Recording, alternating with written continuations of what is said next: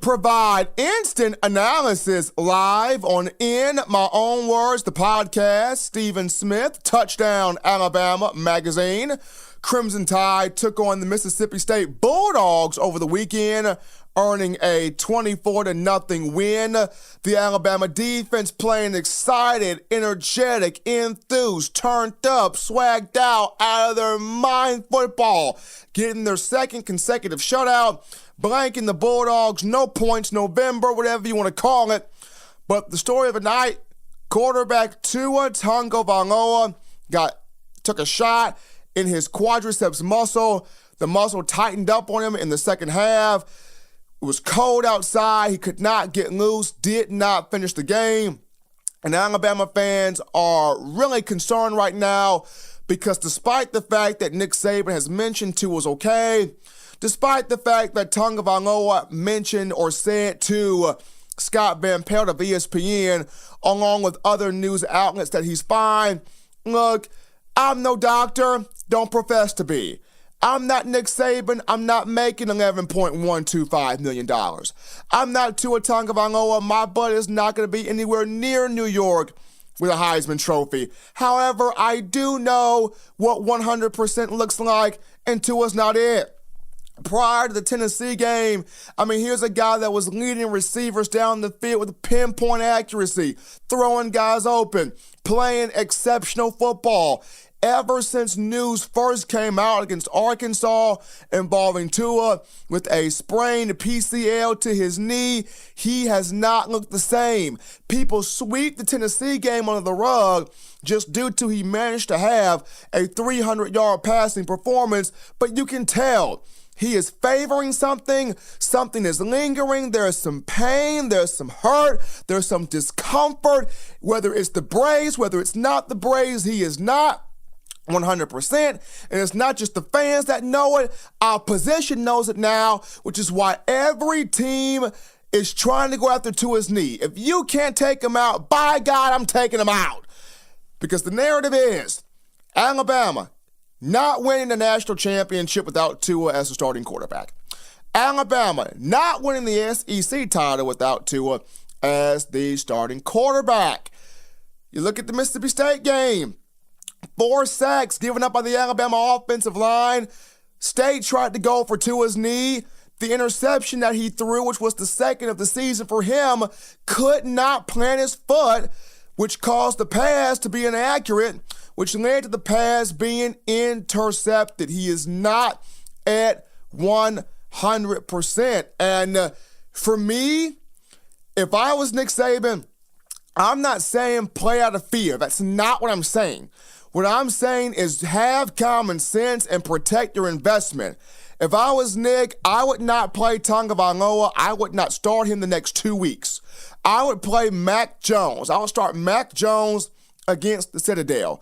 The Citadel for Mac Jones would be a glorified practice, a big scrimmage, kind of like this A-Day performance, if you will. We all know the old saying, shorty hand him on lightweight. The Citadel is lightweight for Mac Jones. You don't have to give him 20 to 30 passes. I would give him 16 passes, right? Let him go 10 of 16, 11 of 16, 12 of 16, somewhere in that range, between 150 and 175 yards, 2 or 3 touchdowns. Let the Citadel be Mac Jones and the running backs. He can handle that.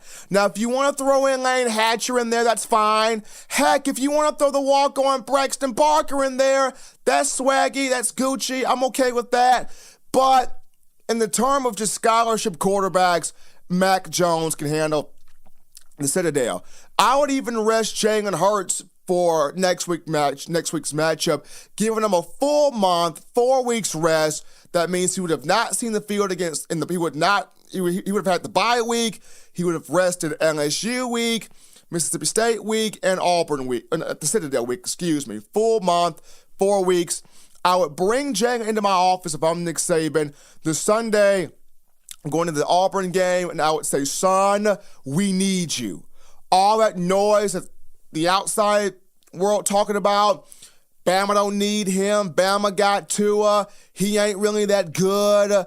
Why is Jalen still here? Why didn't he take the red shirt? Why is he still here? Can all of that noise. Bama needs you, Jalen. Not just Bama needs you. Your brother, Tua Tagovailoa, your younger bro, he needs you. They're targeting him. They're taking his knee out like those old WWE fights where you got to have a tag team partner. Tua is reaching his hands out for Jalen. Jalen's got to hit the tag, come in there, and be ready to dance because it is his time to dance. This is his swan song moment. He's talked about how God's got me. It's in God's timing. I'm not leaving here. I'm staying on.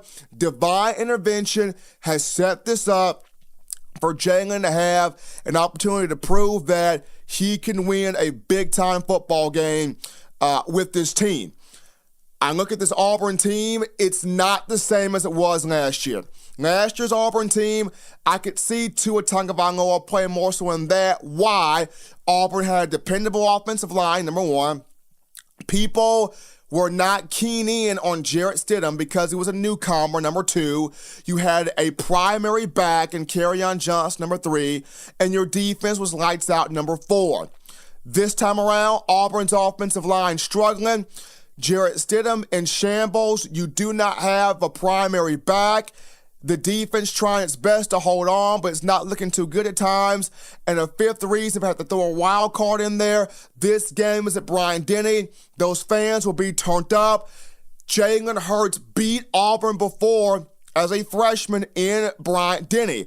Not much has changed between this Auburn team and that Auburn team, with the exception of the quarterback, running back, and the kicker, who's the brother of Daniel Carlson, Anders Carlson. Jalen Hurts can't handle this situation. Mac Jones can handle the Citadel. I want Tua at 100% going into the Georgia game because that's the big picture. SEC title, college football playoff, that's the big picture.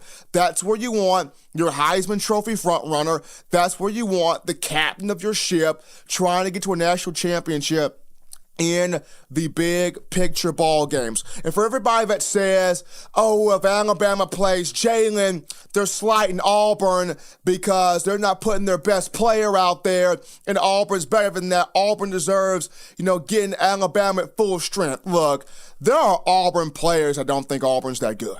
They don't even want to be there. There are Auburn fans that don't think Auburn's that good. Even if Auburn throws the entire kitchen sink out there, Jalen Hurts can handle this situation. Rest him for the Citadel, bring him into the office, let him know we need him, Tua needs him. This is a big-time football game. Just going back to last year, Alabama needed Tua last year to come in, rescue the ship. Why? Everybody had game plan for Jalen. Everybody had schemed out Jalen's tendencies, and you didn't know how to take Tua. Nowadays, opponents hitting Tua, opponents coming after Tua, opponents finding out. We take out the knee. It's done for them. This is the perfect moment for Jalen to rise up and hit that John Cena, baby, I'm back, you can't see me, and ball out. This is the Jalen Hurts big-time moment. In the words of Uncle Sam, Jalen and Mac Jones, Tua Tagovailoa needs you to go out there and play a big-time football game. I would not bring back Tua until the Georgia game. I would rest him for the next 2 weeks. Once again, I'm not Nick Saban, but that's what I would do. Not playing out of fear, but protecting my investment and having common sense. Mac Jones can handle the Citadel. Jalen Hurts can handle this year's Auburn team. Taking a break here on In My Own Words. When we get back, we'll be releasing the podcast on why Nick Saban is good for college football, why college football needs Nick Saban in Alabama. And also we'll touch on Quentin Williams and the Alabama defense, in particular, though, Q, and how he has gone from being an underrated rotationary player to being a potential top 5 pick. Don't go anywhere, folks. It's In My Own Words. We're coming back.